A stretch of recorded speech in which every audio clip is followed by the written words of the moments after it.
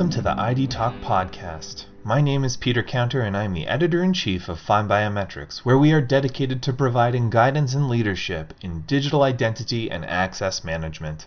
That's why I am pleased to present a 3-part ID Talk special event presented with HID Extended Access Technologies. In part 3 of this series, I interview HID's Oriol Turro about employee authentication in healthcare.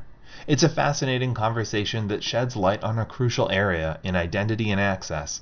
So without further ado, here is my conversation with HID's Oriol Turro on the ID Talk podcast. I am joined today by Oriol Turro, Business Development Manager for Americas at HID Global, and today we are going to talk about employee authentication in healthcare. Oriol, thank you for joining me today on ID Talk. Thank you for inviting me. Absolutely. It's really my pleasure. So to start things off, what are the different ways employee authentication fits into the daily operations of healthcare professionals?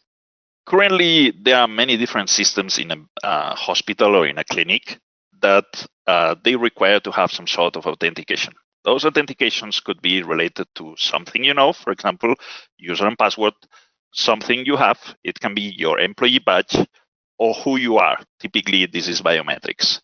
Then the different systems, it can be things like, for example, computer sign-on, or for example, access control, packing, cabinets, secure printing, some medical equipment that required specific employees to use it, or any system that essentially it might require some identification of the employee. So given the applications that you're talking about, what biometric modalities are best suited for employee authentication in healthcare? The most common biometric modalities that we got now in the industry, it's either fingerprint biometrics, palm vein, or facial. The most common one indeed, it's fingerprint biometrics. It is really convenient, it's easy to use, it has reasonable cost. It's true that it's a mature technology, but it's very convenient. And it really solves certain applications like, for example, specific issues with clean room or lab applications, where employees, they have to use gloves and they have to continue authenticating. Palm vein, it's another good solution. It's true that it's higher cost, it's very accurate, but it's a more complex approach. Facial, it's becoming very popular. Now, with the COVID, everything has to be contactless, but it's true that it's less accurate than other technologies. And it's still a technology that it's evolving. It takes a little bit longer on the transaction time. And what it's now really challenging is that with the COVID, most of us, we're covering our face with a mask. And when you have to recognize somebody using a facial recognition system, this might be challenging. Speaking of challenges, privacy is an increasingly important concern when dealing with all types of user authentication. But in healthcare, it's especially prescient. What regulations need to be considered when deploying biometric authentication for employees in healthcare? The most important one is HIPAA for EPCS. For those that they don't know what's EPCS, EPCS stands for Electronic Prescription of Controlled Substances. This is the one that essentially it's a set of rules that's established by the DEA, that means Drug Enforcement Administration, that allows pharmacies and practitioners to process prescriptions for controlled substances. Then the use of biometrics for this specific regulation is critical just to make sure that every single transaction, every single prescription, it's properly traced and it's properly authenticated. You have to keep in mind that in the US, around 12% of the prescriptions are for controlled substances. Every year, more than 50,000 people die. The drug misuse and abuse causes 2.5 million emergency department visits every year. Prescription opioid abuse costs somewhere around $50 to $100 billion a year. Then definitely this is critical for the industry to monitor and control all those kind of drugs prescriptions. HID offers a variety of biometric products that are compliant with those specific regulations.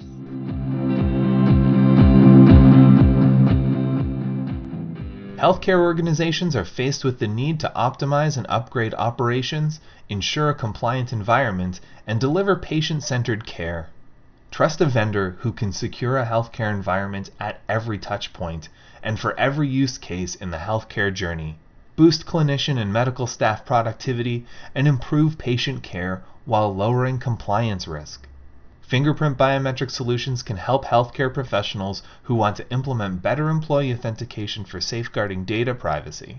Leverage a secure and convenient DEA-compliant biometric solution offering two-factor authentication for seamless compliance. Discover HID Global's portfolio of readers and embedded modules at hidglobal.com/product/biometric-readers-modules. And now, back to the podcast. You already touched on this a little bit before when we were talking about modalities, but how can employee authentication address new challenges facing hospitals and clinics under the current shadow of COVID-19? Yeah, unfortunately, COVID is going to stay long.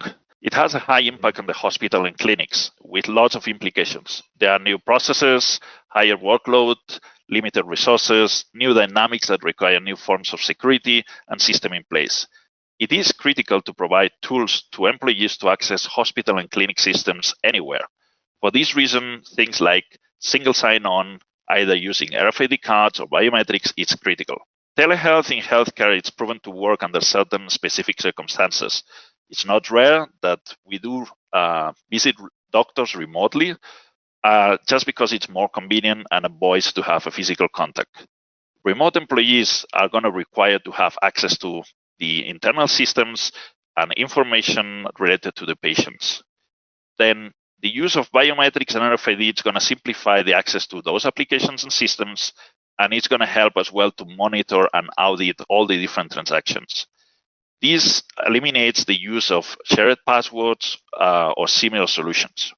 Then essentially we can streamline some of the process, use a better time management, improve the productivity, increase the cost efficiency, and reduce some of the risk of all those different activities. How do you expect the healthcare biometrics market to evolve in the coming years? Definitely, healthcare market is growing due to the population aging, and now even more with the COVID pandemic. Data privacy and security are critical.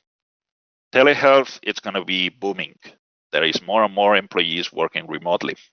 We expect to have more new regulations, especially everything around data privacy.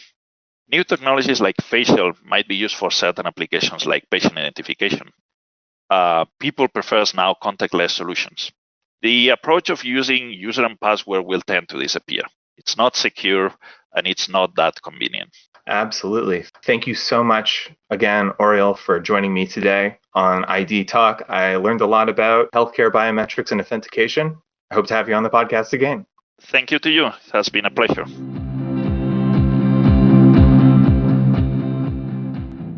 And so concludes my conversation with HID's Oriol Turro. To learn more about the topics in this episode and to take the next step to a safe, secure, and privacy-first healthcare environment, contact Danielle Stevens, Inside Sales Representative at HID Global Extended Access Technologies.